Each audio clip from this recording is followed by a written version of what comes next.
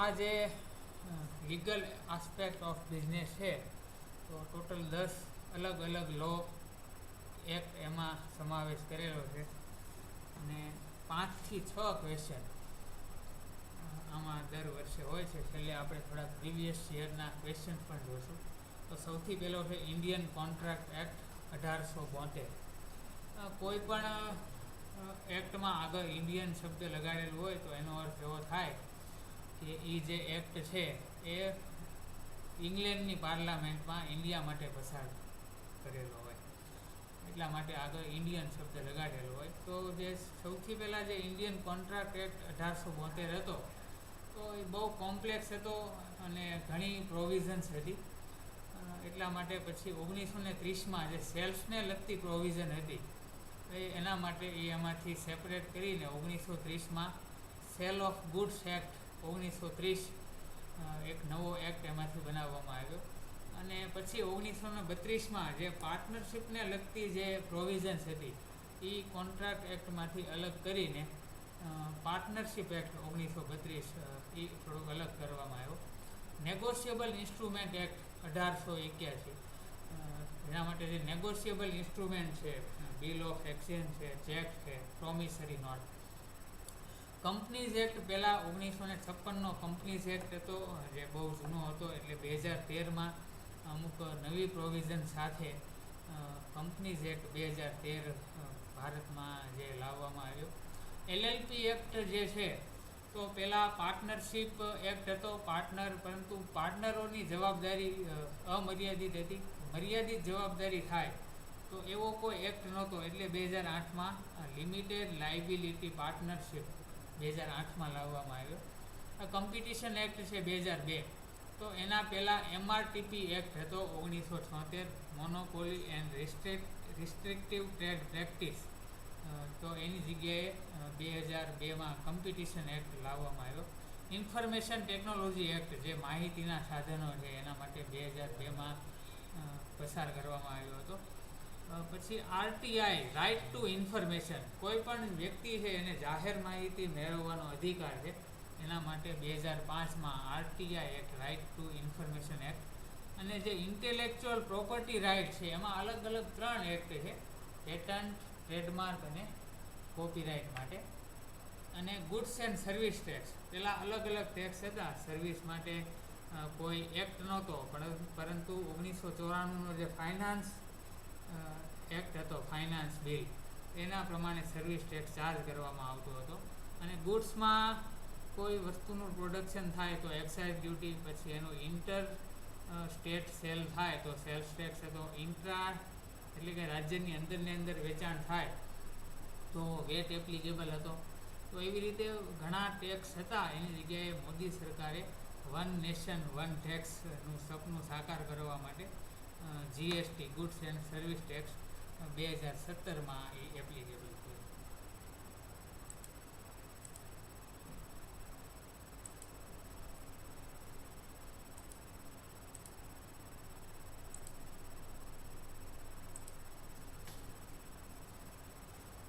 તો સૌથી પહેલાં ઇન્ડિયન કોન્ટ્રાક્ટ એક્ટ 1872. શું છે આ ઇન્ડિયન કોન્ટ્રાક્ટ એક્ટ? તો Indian contract act principal legislation governing the law of contract.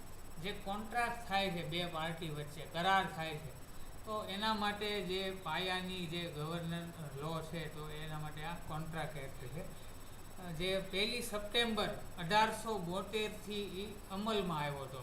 તારીખ ઘણી વખત પૂછાય ઓપ્શનમાં કે કોન્ટ્રાક્ટ એક્ટ કઈ તારીખથી અમલમાં આવ્યો હતો, તો એના માટે છે 1 September 1872. Essential of valid contract, એક વેલિડ કોન્ટ્રાક્ટ બનાવવા માટે કયા એલિમેન્ટ્સ જરૂરી છે? તો એમાં સૌથી પહેલું છે ઓફર એન્ડ એક્સેપ્ટન્સ. ઓફર એટલે ધારો કે કોઈ વ્યક્તિ હોય, એ કોઈ બીજા વ્યક્તિને કંઈક વસ્તુ વેચવા માગે છે, તો એ સૌથી પહેલાં ઓફર કરશે કે મારે મારી કાર કે બાઇક કે મકાન હું તમને વેચવા માગું છું. પછી સામેનો વ્યક્તિ એને એક્સેપ્ટ કરે, તો એ offer plus acceptance is equal promise. Offer અને એક્સેપ્ટન્સ ભેગું થાય એટલે પ્રોમિસ બને.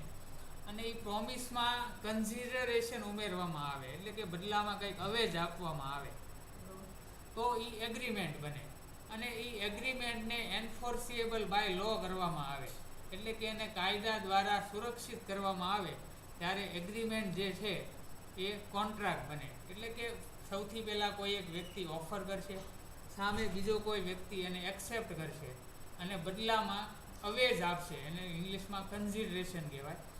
અને આવો જે એગ્રીમેન્ટ થાય એને જો કાયદા દ્વારા સુરક્ષિત કે કાયદા દ્વારા લાગુ પાડવામાં આવે, એન્ફોર્સિબલ બાય લો, તો આવો જે એગ્રીમેન્ટ છે તો એ કોન્ટ્રાક્ટ બને છે. તો ઘણી વખત એક એવું કહેવાય છે કે all contract are agreement but all agreement are not contract. એટલે કે જે બધા કોન્ટ્રાક્ટ હોય એ પહેલાં એગ્રીમેન્ટ હોય, પરંતુ બધા એગ્રીમેન્ટ છે એ કોન્ટ્રાક્ટ ન હોય. તો એના માટે આ જે છે એસેન્શિયલ ઓફ વેલિડ કોન્ટ્રાક્ટ, તો આ જે તત્વો છે એ કોન્ટ્રાક્ટ માટે જરૂરી છે. એમાં સૌથી પહેલું છે ઓફર એન્ડ એક્સેપ્ટન્સ.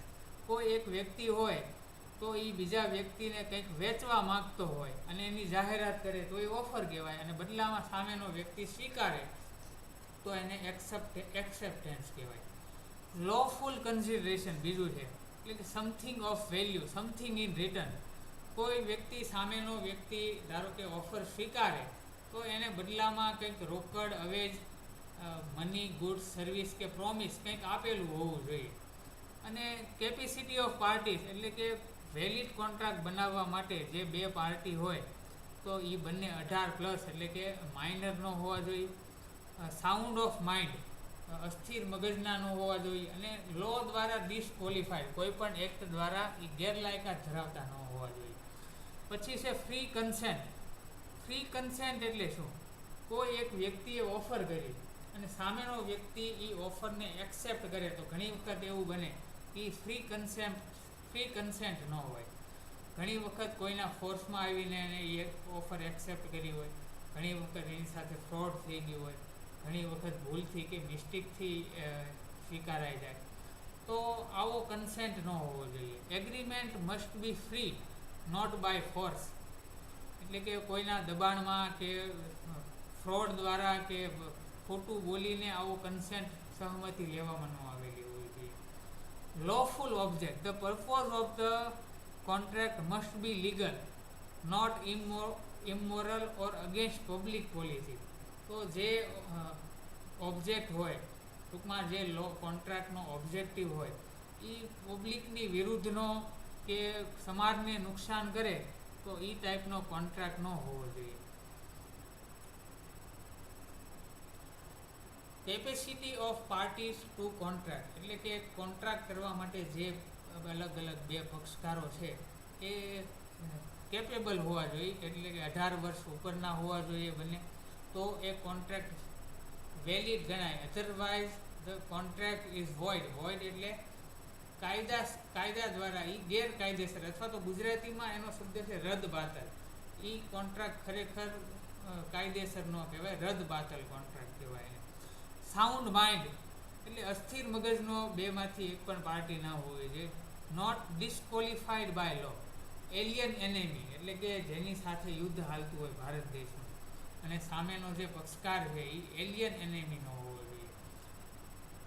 કન્વિક્ટ ન હોવો જોઈએ, એટલે કે કોઈ વ્યક્તિ બે પક્ષકાર વચ્ચે કોન્ટ્રાક્ટ થાય તો એક વ્યક્તિ બહાર હોય અને એક વ્યક્તિ જેલમાં હોય, તો જેલમાં હોય એવા વ્યક્તિ સાથે કોન્ટ્રાક્ટ ન થઈ શકે. ઇન્સોલન્ટ પર્સન, એટલે કે બેન્કરપ્ટ થઈ ગયો હોય, જેનું દેવાળિયું ફૂંકાઈ ગયું હોય, બરોબર, તો નાદાર જાહેર થઈ ગયો હોય, એવા વ્યક્તિ સાથે કોન્ટ્રાક્ટ ન કરી શકાય. In short, to make a valid contract a person must be 18 year old, sound of mind, not disqualified by law. Free કન્સેન્ટમાં પહેલો પોઈન્ટ છે જે ફ્રી કન્સેન્ટ એટલે શું? ઓફરમાં કોઈ વ્યક્તિએ ઓફર કરી હોય, સામેથી એનો એક્સેપ્ટન્સ લેવામાં આવ્યું હોય, તો એ જે એક્સેપ્ટન્સ છે એ કોઈની ધાક ધમકી કે દબાણમાં ન લેવામાં આવી હોય, સહમતિ.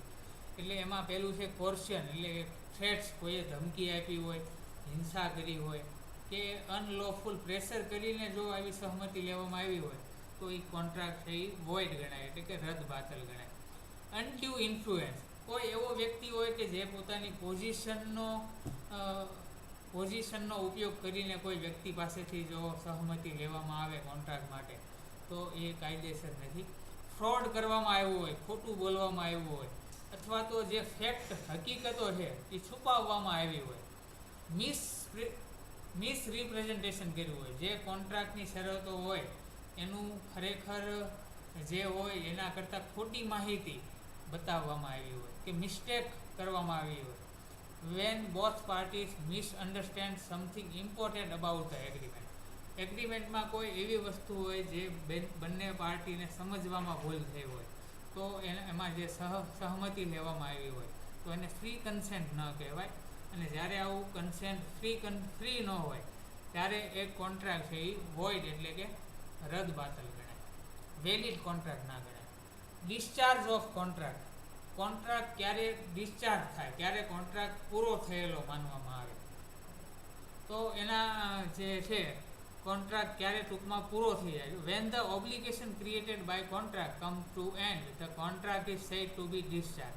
તો નીચેના અલગ જે છે way of discharge of contract. તો એમાં પહેલું છે બાય પરફોર્મન્સ. જે કામ કરવા માટેનો કે જે વસ્તુ વેચવા માટેનો કોન્ટ્રાક્ટ કરવામાં આવ્યો હોય અને એ વસ્તુ વેચાઈ જાય એટલે એ કોન્ટ્રાક્ટ ઓટોમેટિક પૂરો થઈ જાય. તો પહેલું છે ડિસ્ચાર્જમાં બાય પરફોર્મન્સ. જે કામગીરી કરવાની હોય એ કામગીરી પૂરી થઈ જાય એટલે કોન્ટ્રાક્ટ પૂરો થઈ જાય. બીજું છે બાય એગ્રીમેન્ટ ઓર કન્સેન્ટ. એક પાર્ટી દ્વારા બીજી પાર્ટીની સહમતિ લેવામાં આવે અથવા તો કોન્ટ્રાક્ટ પૂરો કરવાનો એગ્રીમેન્ટ કરવામાં આવે. એમાં એક શબ્દ કાઉન્સમાં લખેલો છે the contract end the contract by mutual agreement. બંને પાર્ટી જે પક્ષકાર છે પરસ્પર સહમતિથી એવું ઈચ્છે કે કોન્ટ્રાક્ટ હવે આપણે ડિસ્ચાર્જ કરવો છે, પૂરો કરવો છે તો પૂરો થઈ શકે. બાય ઇમ્પોસિબિલિટી.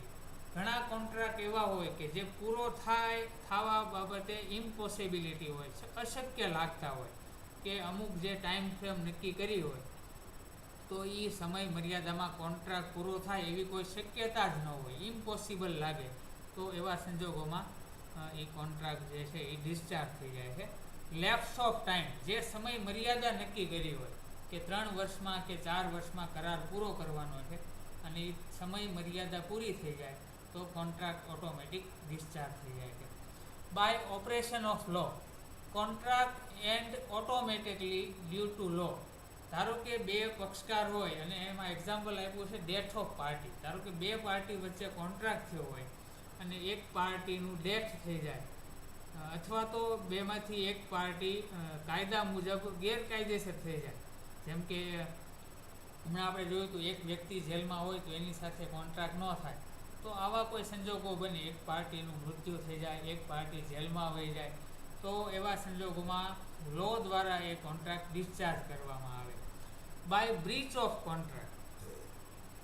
બેમાંથી એક પાર્ટી કોન્ટ્રાક્ટ પૂરો કરવામાં અસમર્થ સાબિત થાય એટલે કે કોન્ટ્રાક્ટની શરતો મુજબ એ કરાર તોડી નાખે એક પાર્ટી તો એવા સંજોગોમાં એ બ્રીચ ઓફ એટલે કે તોડવો, બ્રીચ ઓફ કોન્ટ્રાક્ટ. એક પાર્ટી દ્વારા કોન્ટ્રાક્ટ તોડી નાખવામાં આવે તો એવા સંજોગોમાં પણ કોન્ટ્રાક્ટ ડિસ્ચાર્જ એટલે કે પૂરો થઈ જાય છે.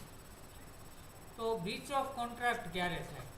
Van a party fails to perform their promise. જે પ્રોમિસ કર્યું હોય બેમાંથી એક પાર્ટીએ અને એ પ્રોમિસ પૂરું કરવામાં એ વ્યક્તિ ફેલ થાય ત્યારે એ કોન્ટ્રાક્ટ બ્રીચ થઈ જાય એટલે કે તૂટી જાય. ઓર રિફ્યુઝ ટુ પરફોર્મ. અથવા તો એ પ્રમાણે કામગીરી કરવાની એ વ્યક્તિ ના પાડે, રિફ્યુઝ કરે તો એવા સંજોગોમાં પણ કોન્ટ્રાક્ટ બ્રીચ થઈ જાય. હવે છે ટાઈપ ઓફ બ્રીચ. કેવા બ્રીચ હોય તો પહેલું છે એકચ્યુઅલ બ્રીચ.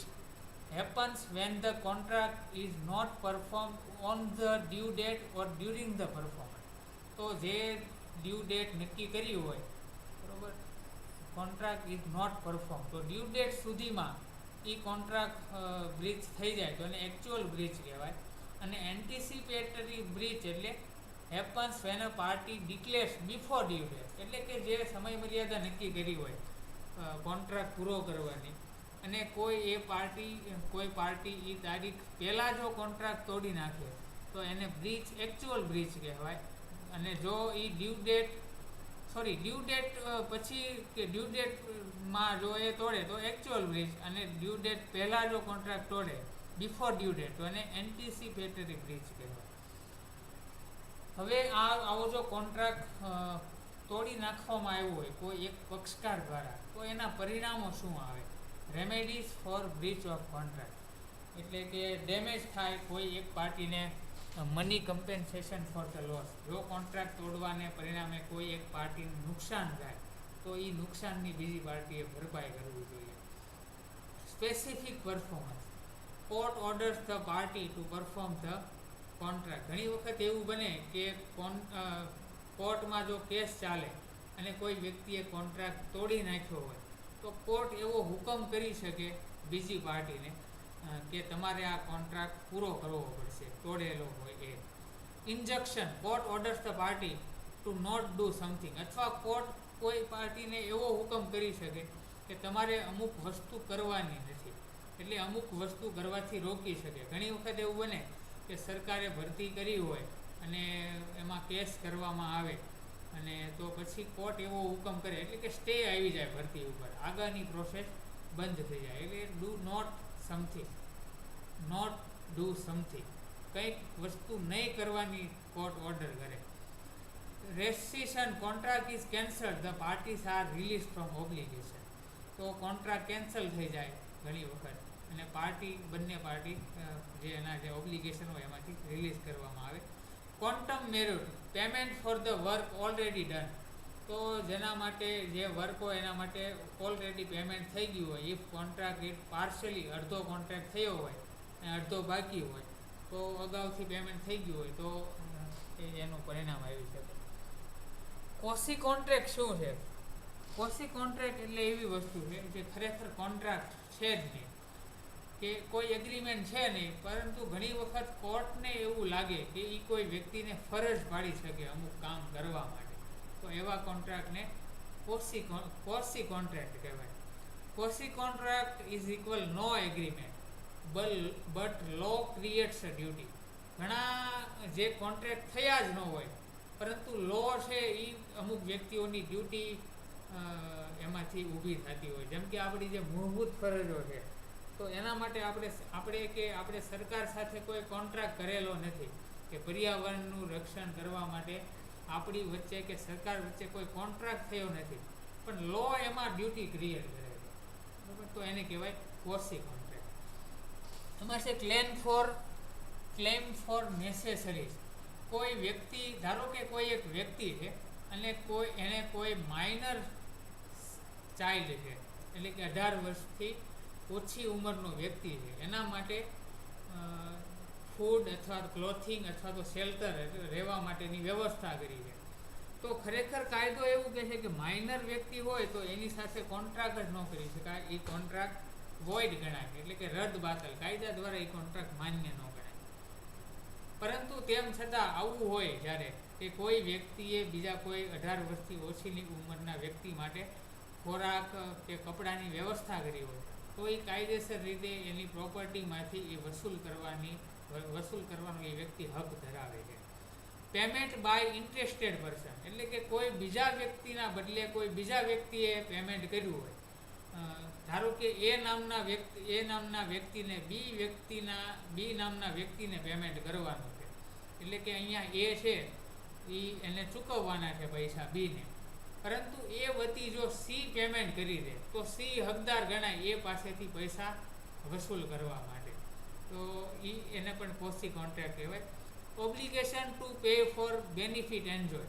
ધારો કે કોઈ એક વ્યક્તિ, કોઈ કલર કામ કરવાવાળો એક વ્યક્તિ આવે છે અને બે મકાન આજુબાજુમાં હોય, એક એનું મકાન હોય અને એક બીનું મકાન હોય. ખરેખર કલર કરવાનો હોય એના મકાનને, પરંતુ બી ભૂલમાં જે કલર કરવા વાળો વ્યક્તિ છે એના મકાનને બદલે બી નામના વ્યક્તિને કલર કરી નાખે, તો એ પોતે અજાણ હતો, એ પૂરતી સૂચના આપેલી નહોતી કે એનું મકાન ગયું છે. તો આવા સંજોગોમાં કલર કામ કરનાર વ્યક્તિ બી જેનું મકાન એને કલર કરી નાખ્યો છે એની પાસેથી પૈસા મેળવવા માટે એ હકદાર ગણાય છે. Responsibility to finder of goods. તો તમે કોઈ તમારી કાયદો એવું કહે છે, ઘણી વખત એવું બનતું હોય કે રસ્તામાં તમને કોઈકની વસ્તુ મળે તો એને પાછી આપવા માટે આપણી જે છે એ લો એ ડ્યુટી ક્રિએટ કરે છે. તો લો એવું માને છે કે કોઈ પણ વ્યક્તિની વસ્તુ ખોવાઈ ગઈ હોય અને તમને જડે તો એ રિટર્ન કરવા માટે તમે જવાબદાર છો, તો એની જવાબદારી તમારી કહેવાય. અથવા તો કોઈ વ્યક્તિની વસ્તુ ખોવાઈ ગઈ હોય, એને ન્યૂઝપેપરમાં સૂચના આપી હોય, ઘણી વખત તમે ન્યૂઝપેપરમાં સૂચના જોતા હશો કે કૂતરો ખોવાઈ ગયો છે, તો એ પાછી આપવાની જવાબદારી જે તે ફાઇન્ડરની હોય, જે શોધી કાઢે એની. Payment made by mistake or under coercion, એટલે કે ભૂલમાં કોઈ બીજા વ્યક્તિને પેમેન્ટ થઈ ગયું હોય. ધારો કે એને પેમેન્ટ કરવાનું હોય મારે અને ભૂલમાં બીને પેમેન્ટ થઈ જાય, તો બીની એ જવાબદારી બને છે કે એ રૂપિયા એ પાછા આપવાની જવાબદારી બીની બને છે. તો આ જે છે એ બધા પોસી કોન્ટ્રાક્ટ છે. આમાંથી સેક્શન એટલે મેં આમાં એડ કરેલી છે કે ઘણી વખત આમાંથી સેક્શન પૂછાય છે કે સેક્શન 68 છે તો એ શેના માટેની છે. તો એવી જવાબદારી પૂરી કરી હોય જે નેસેસરી હોય, ધારો કે માઇનર માટે ખોરાક પાણી કે એની કંઈ મકાનની વ્યવસ્થા કરી હોય તો એ એની પ્રોપર્ટીમાંથી વસૂલ કરવાનો એ વ્યક્તિને અધિકાર છે. કોઈ વ્યક્તિના બદલે કોઈ બીજા વ્યક્તિએ પેમેન્ટ કર્યું હોય તો એ સેક્શન 69 પ્રમાણે એ વ્યક્તિ રિકવર કરી શકે છે. કોઈ વ્યક્તિનું કામ કરવાનું હોય, ધારો કે એનું કામ કરવાનું એને બદલે બીનું કામ થઈ જાય તો એ બી પાસેથી વસૂલ થાય એના રૂપિયા, એવું સેક્શન 70 કહે છે. સેક્શન 71 એવું કહે છે કે કોઈ વ્યક્તિની વસ્તુ ખોવાઈ ગઈ હોય અને તમે શોધી દો તો એ રિટર્ન કરવાની તમારી જવાબદારી છે. અને સેક્શન 72 એવું કહે છે કે ભૂલથી કોઈ બીજા વ્યક્તિને પેમેન્ટ થઈ ગયું હોય તો એ પાછો લેવાનો આપણી પાસે રાઈટ છે અને એ વ્યક્તિની જવાબદારી છે એ પેમેન્ટ પાછું આપવાની. હવે થોડાક સ્પેશિયલ કોન્ટ્રાક્ટ છે. એમાં સૌથી પહેલો છે કોન્ટ્રાક્ટ ઓફ ઇન્ડેમનિટી, એટલે કે કોઈ one party promise to save the other, કોઈ બીજી પાર્ટીને બચાવવા માટેનો જો કોન્ટ્રાક્ટ કરવામાં. આનું ઉદાહરણ છે ઇન્સ્યોરન્સ કોન્ટ્રાક્ટ. ધારો કે તમારી બાઇક હોય અને તમે એના માટે અને કોઈ નુકસાન થાય તો ઇન્સ્યોરન્સ તમને પ્રોમિસ એવું આવે છે કે જો તમારી બાઇકને કંઈક નુકસાન થશે તો એ જ એનું પેમેન્ટ કરવાની જવાબદારી અમારી. તો આ પ્રકારના જે કોન્ટ્રાક્ટ છે એને ઇન્ડેમનિટી કોન્ટ્રાક્ટ કહેવાય, જે સેક્શન 124માં છે. અને એના કી પોઈન્ટ છે, એમાં તો બે પાર્ટી હોય. એક indemnifier, the one who promise to compensate, એટલે આમાં ઇન્સ્યોરન્સ કંપની આવશે કે જે પ્રોમિસ કરે છે પેમેન્ટ ચૂકવવાનું. જો સામેના વ્યક્તિને કંઈક લોસ જાય તો એ ચૂકવવાનું જે પ્રોમિસ કરતો હોય એને આઇડેમ્નિફાયર કહેવાય. અને indemnified the one who is protected, એટલે જેણે કાંઈ રક્ષણ મેળવેલું હોય ઇન્સ્યોરન્સ દ્વારા. ધારો કે હું મારી બાઇકનો વીમો લઉં તો હું ઇન્ડેમનિફાઈડ કહેવાઉં અને જે ઇન્સ્યોરન્સ કંપની છે એ ઇન્ડેમનિફાયર કહેવાય. તો આવા જે કોન્ટ્રાક્ટ છે એને ઇન્ડેમનિટી, કોન્ટ્રાક્ટ ઓફ ઇન્ડેમનિટી કહેવાય. એનો મુખ્ય હેતુ હોય છે નુકસાનમાંથી બચાવવાનો, અને એનું જે નેચર હોય છે એ કન્ટિન્જન્ટ, આકસ્મિક હોય છે. Applied only if loss happen, જો લોસ થાય તો જ તે ઇન્સ્યોરન્સ કંપનીની જવાબદારી બને છે કે એ પેમેન્ટ ચૂકવશે. બીજો એક સ્પેશિયલ કોન્ટ્રાક્ટ છે કોન્ટ્રાક્ટ ઓફ ગેરંટી. આમાં 3 પાર્ટી હોય છે. એક વ્યક્તિ ક્રેડિટર, બીજો વ્યક્તિ જે ડેટર હોય અને ત્રીજો વ્યક્તિ જેને શ્યોરિટી આપી હોય કે જો એ નામનો વ્યક્તિ બી નામના વ્યક્તિને નાણાં નહીં ચૂકવે તો સી નામના વ્યક્તિએ એવી ગેરંટી આપી હોય તો હું ચૂકવી દઈશ. તો એવા જે કોન્ટ્રાક્ટ છે એને કોન્ટ્રાક્ટ ઓફ ગેરંટી, જેમાં 3 પાર્ટી હોય છે. 2 પક્ષકાર કોન્ટ્રાક્ટ કરનારા અને ત્રીજો કે એણે જામીનગીરી આપી હોય, શ્યોરિટી આપી હોય કે જો આ બેમાંથી એક વ્યક્તિ નાણાં નહીં ચૂકવે તો એના બદલે સી નામનો જે વ્યક્તિ છે તો એના બદલે એ પેમેન્ટ ચૂકવી દેશે. તો એવા જે કોન્ટ્રાક્ટ છે એને કોન્ટ્રાક્ટ ઓફ ગેરંટી, જે સેક્શન 126માં એનો સમાવેશ કરવામાં આવ્યો છે. આ 2 કોન્ટ્રાક્ટ વચ્ચે શું ડિફરન્સ છે? તો ઇન્ડેમનિટીમાં 2 પાર્ટી હોય, ગેરંટીમાં 3 પાર્ટી હોય છે. નંબર ઓફ કોન્ટ્રાક્ટ ઇન્ડેમનિટીમાં એક જ હોય છે, પણ આમાં 3 પાર્ટી હોય એટલે ત્રણેય વચ્ચે કોન્ટ્રાક્ટ થયેલા હોય. નેચર ઓફ લાયબિલિટી ઇન્ડેમનિટીમાં પ્રાઇમરી હોય અને ગેરંટીમાં સેકન્ડરી હોય. પર્પોઝ જે બેનો હેતુ જે છે તો પ્રોટેક્ટ, એક તો લોસ થાય તો જ, અને બીજું જે છે ટુ પ્રોવાઈડ એશ્યોરન્સ, એટલે કે ખાતરી આપે છે વ્યક્તિ કે જો એ અને બી માંથી કોઈ એક નાણાં નહીં ચૂકે તો હું ચૂકવી દઈશ. એનું એક્ઝામ્પલ ઇન્સ્યોરન્સ. અને ગેરંટીમાં ગેરંટર હોય, બેંક લોન કોઈ લીધી હોય તો ઘણી વખત બેંક ગેરંટર માંગતી હોય કે જો તમે નાદાર જાહેર થાવ તો એમાં 2 પાર્ટી તો હોય જ છે, બેંક અને લોન લેનાર, અને ત્રીજી પાર્ટી ગેરંટર, જે જામીનગીરી એટલે જામીન આપે વ્યક્તિ, કે ખાતરી આપે કે જો આ વ્યક્તિ લોન નહીં ચૂકવે તો એના બદલામાં હું ચૂકવી દઈશ. તો આ તો કોન્ટ્રાક્ટ એક્ટ. હવે બીજો છે સેલ ઓફ ગુડ્સ. તો આ કોન્ટ્રાક્ટ એક્ટમાંથી જ અલગ પડેલો એક કોન્ટ્રાક્ટ છે, special law that govern contract relating to the sale and purchase of goods in India.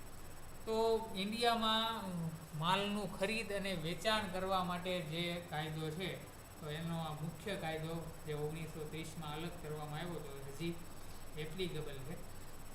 તારીખ ખાસ યાદ રાખવાની છે, ઓબ્જેક્ટિવમાં MCQમાં પૂછાય છે. તો આ જે સેલ ઓફ ગુડ્સ જે અલગ કરવામાં આવ્યો પછી 1 જુલાઈ 1930થી એને દાખલ કરવામાં આવ્યો. તો લખ્યું છે ઇટ કેમ into force on 1 July 1930 and was earlier part of the Indian Contract Act 1872. તો પેલા 1872નો જે ભાગ હતો પણ પછી એને સેપરેટ કરવામાં આવ્યો. It applies to the whole of India except Jammu and Kashmir. તો જ્યારે જમ્મુ અને કાશ્મીરમાં 370ની જે કલમ હતી ત્યાં સુધી એ જમ્મુ કાશ્મીરમાં લાગુ નહોતો પડતો આ કાયદો. Now applicable everywhere. તો હવે આ બધી જગ્યાએ એપ્લિકેબલ છે. Sale and agreement to sale, એટલે કે વેચાણ અને વેચાણ માટેની સમજૂતી. આ બેમાં શું તફાવત છે? તો સેલ જે છે એ ઇમિડિયેટ થાય છે, જેવી તમે વસ્તુ વેચો એટલે એ સેલ થઈ જાય. અને agreement to cell A future કોઈ ડેટ માટે હોય, ભવિષ્યની કોઈ તારીખે વસ્તુ વેચવાની હોય ત્યારે એની માલિકી ટ્રાન્સફર થાય. Transfer of ownership. તો વેચાણમાં તાત્કાલિક માલિકી હકની ફેરબદલી થઈ જાય. હું વસ્તુ વેચું એટલે ખરીદનાર વ્યક્તિ એનો માલિક થઈ જાય. અને એગ્રીમેન્ટ ટુ સેલમાં ભવિષ્યની કોઈ તારીખે માલિકી હકની ફેરબદલી થતી હોય. Nature of contract. કોન્ટ્રાક્ટનું સ્વરૂપ જે છે તો sale at a time complete થઈ જાય, અને એગ્રીમેન્ટ ટુ સેલ ભવિષ્યની કોઈ તારીખે એ કોન્ટ્રાક્ટ કમ્પ્લીટ થાય એટલે હાલમાં એ પેન્ડિંગ હોય. Risk of loss. તો જે સેલમાં જે નુકસાન જે છે એ બાયર ઉપર હોય, કેમ કે એ વેચાણ થઈ જાય પછી વસ્તુ ગમે તેવી ખરાબ નીકળે તો એનું રિસ્ક એ બાયરે ભોગવવાનું હોય. અને એગ્રીમેન્ટ ટુ સેલ એટલે વેચાણ માટેની જે સમજૂતી છે એમાં જ્યાં સુધી ઓનરશિપ ટ્રાન્સફર ન થાય ભવિષ્યની કોઈ તારીખે ત્યાં સુધી એ જે રિસ્ક છે તો એ સેલર ઉપર હોય છે. એના પરિણામો શું હોય? જો રેમેડી ફોર બ્રીચ. તો both buyer and seller can sue for ownership. સેલમાં જો કોઈ વ્યક્તિએ વસ્તુ વેચી દીધી તો એની પાસે પણ અમુક રાઇટ હોય, અને બાયર પાસે પણ અમુક રાઇટ હોય. સેલર પાસે એનું પૂરું પેમેન્ટ વસૂલ કરવાના રાઇટ હોય, અને બાયર પાસે એ વસ્તુનું પૂરું પોઝેશન એટલે કે કબજો મેળવવાના રાઇટ હોય. અને એગ્રીમેન્ટ ટુ સેલમાં only damage can be claim. તો જે નુકસાન થાય તો એ નુકસાન જ તે ક્લેમ કરી શકાય. એટલે ટૂંકમાં બેમાંથી જે પાર્ટી હોય, જે પાર્ટીને નુકસાન થાય તો એની પાસે તે એ હક હોય. એક્ઝામ્પલ છે કેશ પરચેઝ ઓફ ગુડ્સ. રોકડેથી માલ સામાનની ખરીદી કરવામાં આવે. અને એગ્રીમેન્ટ ટુ સેલનું ઉદાહરણ છે order placed four future delivery. કોઈ ભવિષ્યની તારીખ માટેનો ઓર્ડર મૂકવામાં આવે તો એ એગ્રીમેન્ટ ટુ સેલ છે.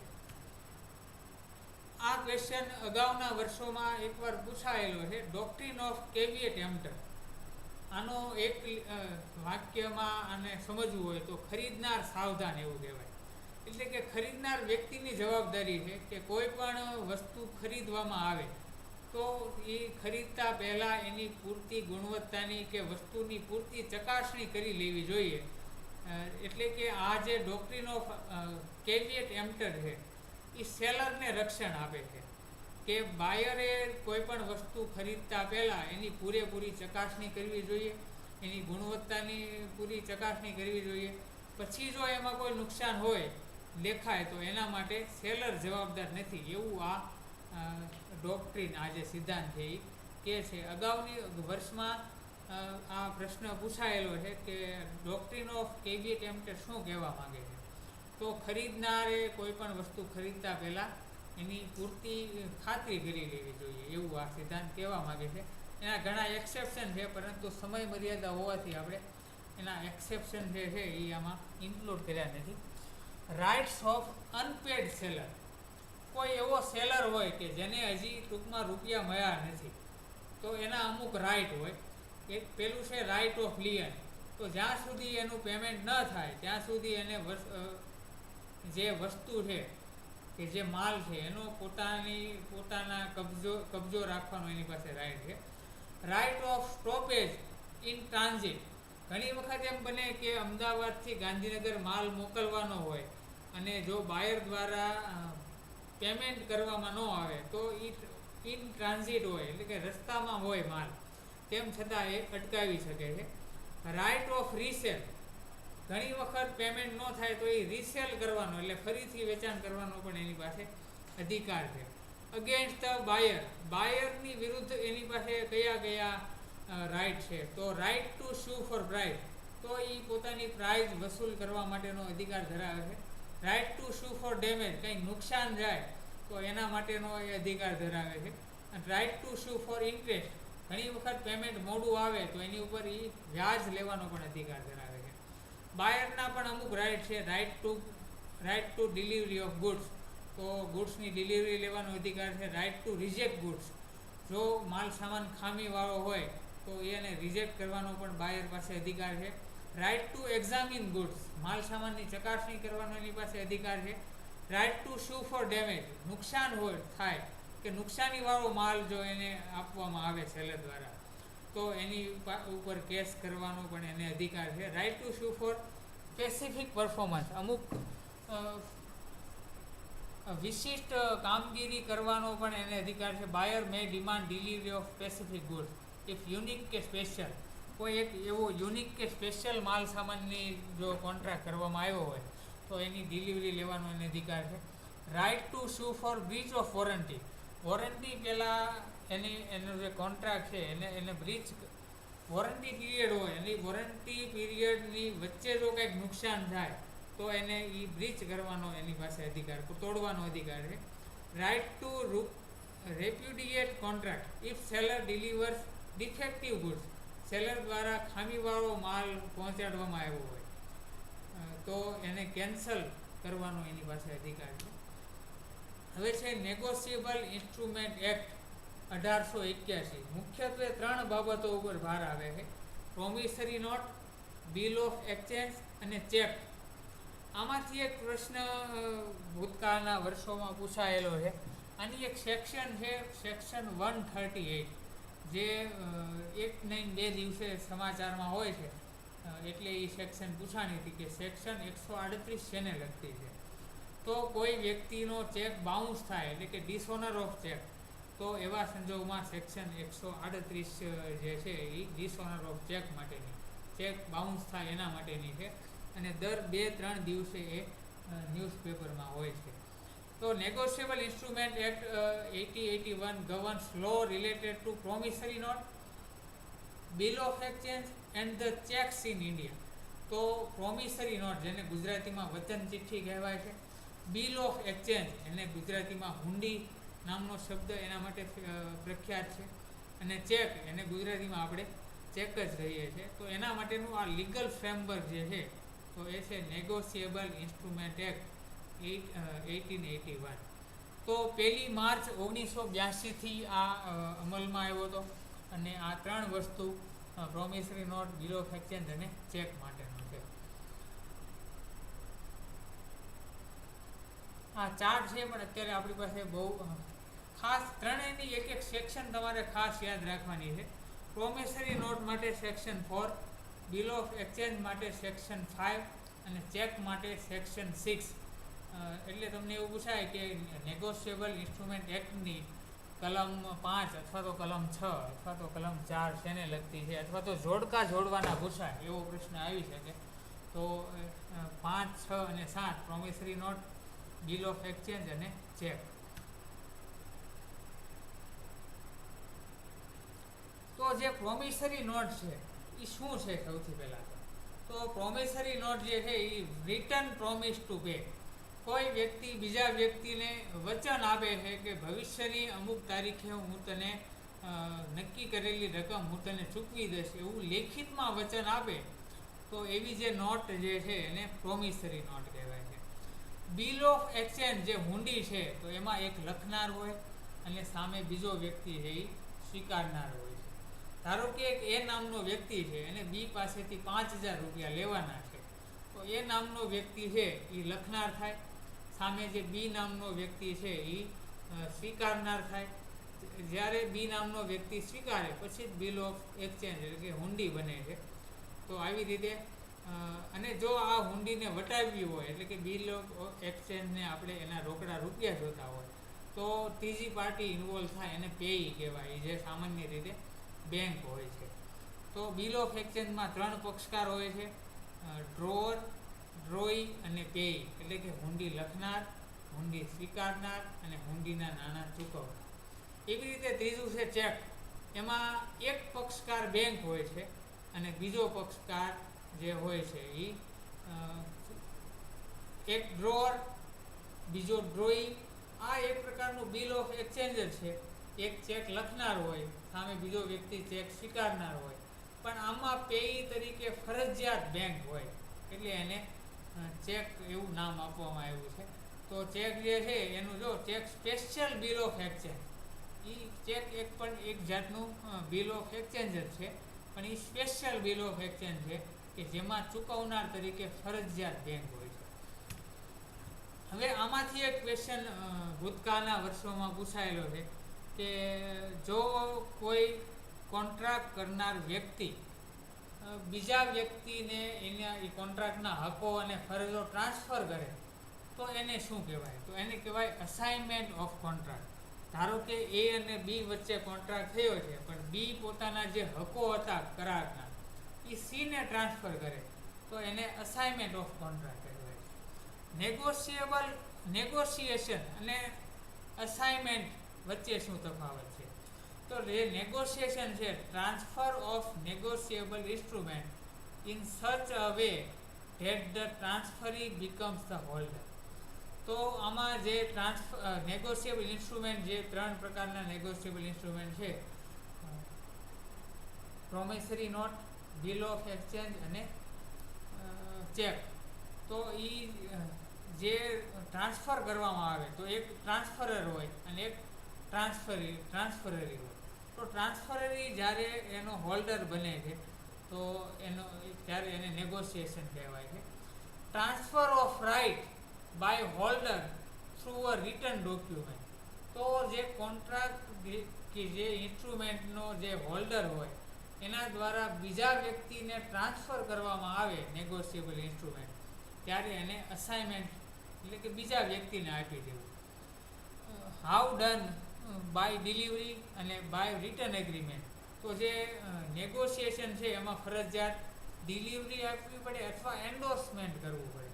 એન્ડોર્સમેન્ટ એટલે શું છે કે કોઈ એ નામના વ્યક્તિએ બી નામના વ્યક્તિ ઉપર બિલ ઓફ એક્સચેન્જ લખ્યું હોય અને બી નામનો વ્યક્તિ એ સ્વીકારે, પછી ધારો કે કોઈ સી નામના વ્યક્તિને આપવું છે તો એને એની તરફેણમાં ટ્રાન્સફર કરવું પડે, એને એન્ડોર્સમેન્ટ કહેવાય. જે બિલ ઓફ એક્સચેન્જ થયું છે એમાં ડ્રોઅર અને ડ્રોઈ એ અને બી છે, પણ બી એ કોઈ એ નામનો વ્યક્તિ છે એ કોઈ સી નામના વ્યક્તિને આ નેગોશિયેબલ ઇન્સ્ટ્રુમેન્ટ આપવા માંગે છે તો એની તરફેણમાં ટ્રાન્સફર કરવામાં આવે એને એન્ડોર્સમેન્ટ કહેવાય છે. By a return agreement.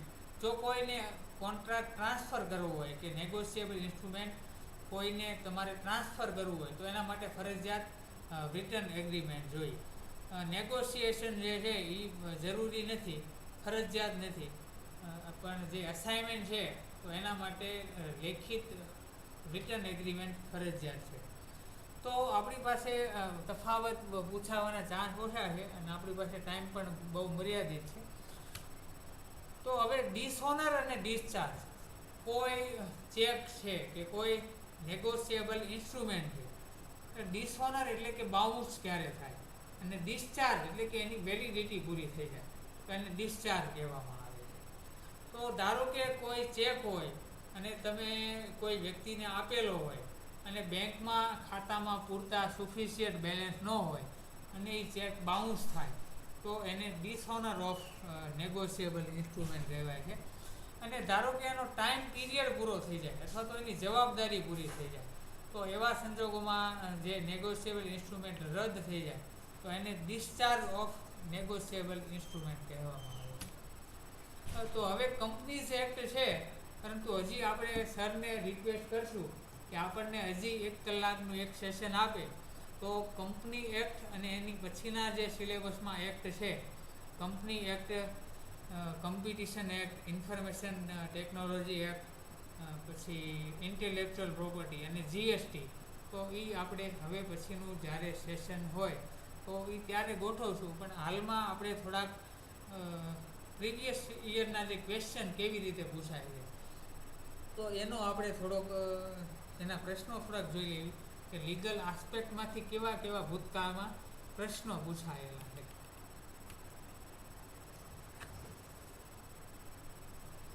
પ્રશ્ન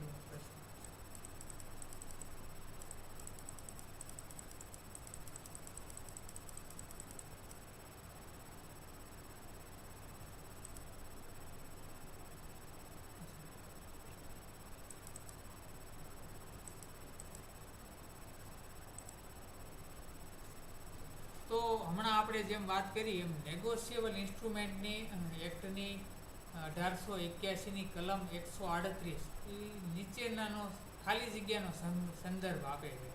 તો ખરેખર સામાન્ય રીતે કોઈ કલમ છે તો એ પૂછાતી નથી, પરંતુ એવી કલમ પૂછાય જે તાજેતરના ન્યૂઝમાં હોય અથવા તો સામાન્ય કલમ જેના વિશે લોકો જાણતા હોય.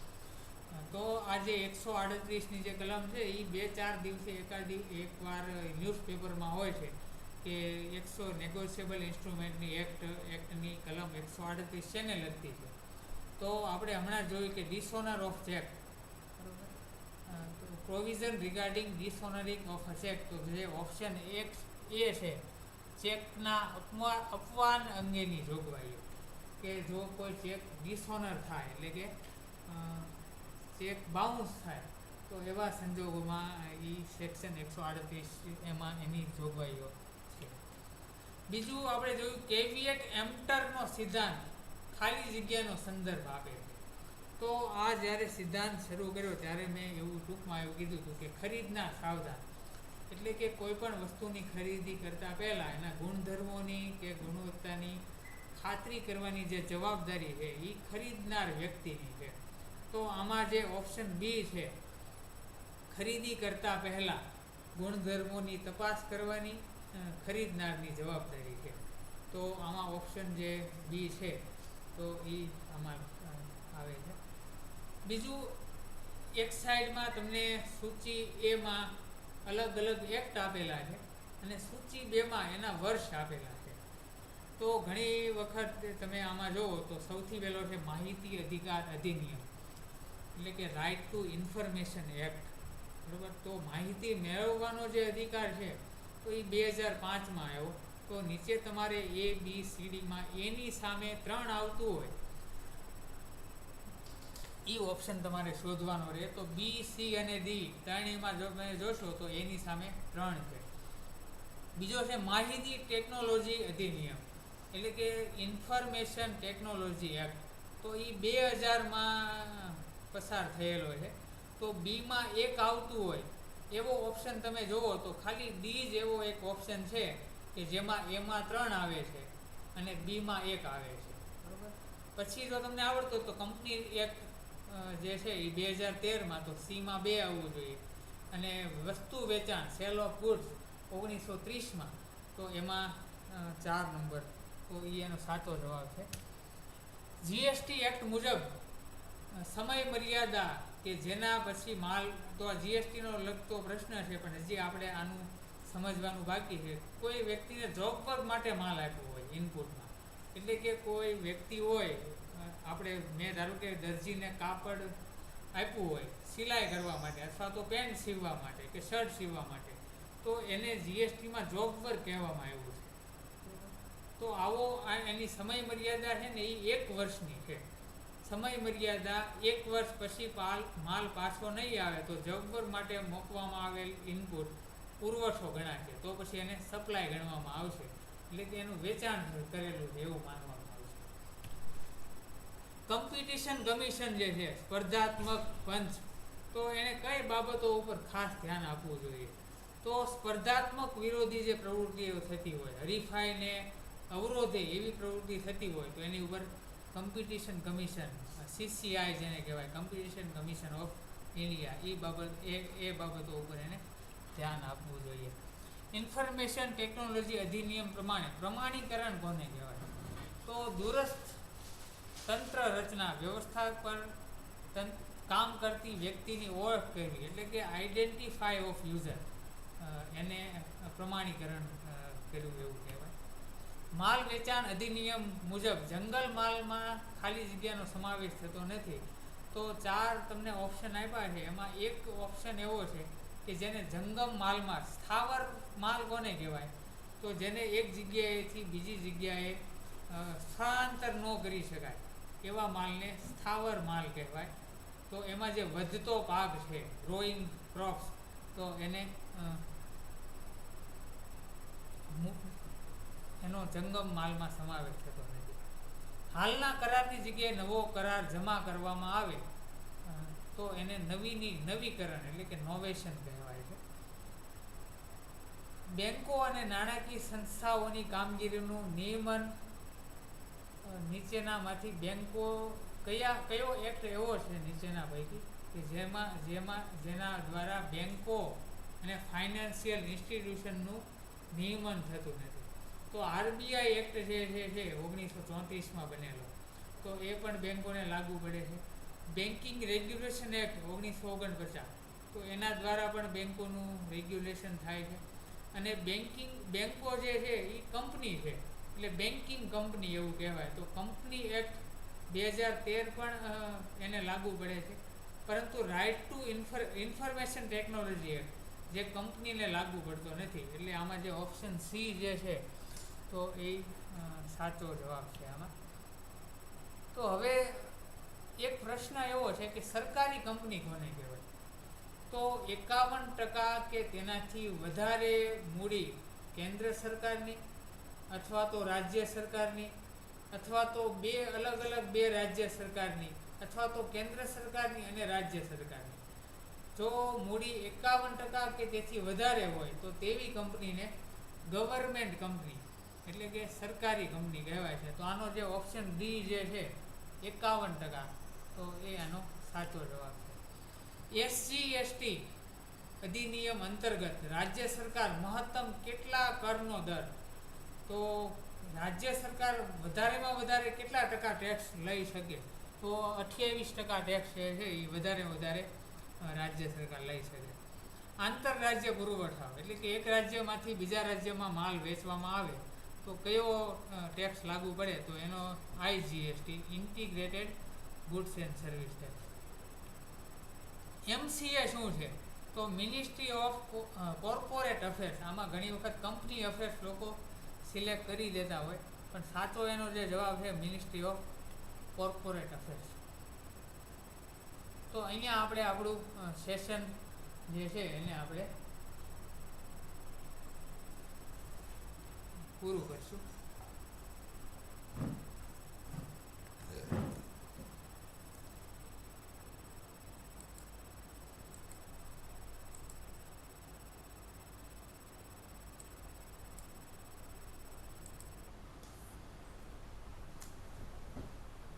Hello. So first of all, thanks to GD sir, જેમણે આજે આવો અગત્યનો ટાઈમ કાઢી અને લીગલ એસ્પેક્ટ અને ટેક્સ અને કોર્પોરેટના જે સેક્શન વિશે આપણને વાત કરી તે જાણીને આપણને ઘણી માહિતી મળી છે. તે બદલ GD સરનો ખૂબ ખૂબ આભાર, જેથી આ માહિતી જીસેટની તૈયારી કરતા દરેક એમકોમના સ્ટુડન્ટને મદદરૂપ થઈ શકે છે. અહીંયા આપણો આજનો આ સેશન કમ્પ્લીટ કરીએ છીએ અને આવતીકાલે બીજા સેશનની માહિતી ગ્રુપમાં શેર કરશું. Thank you.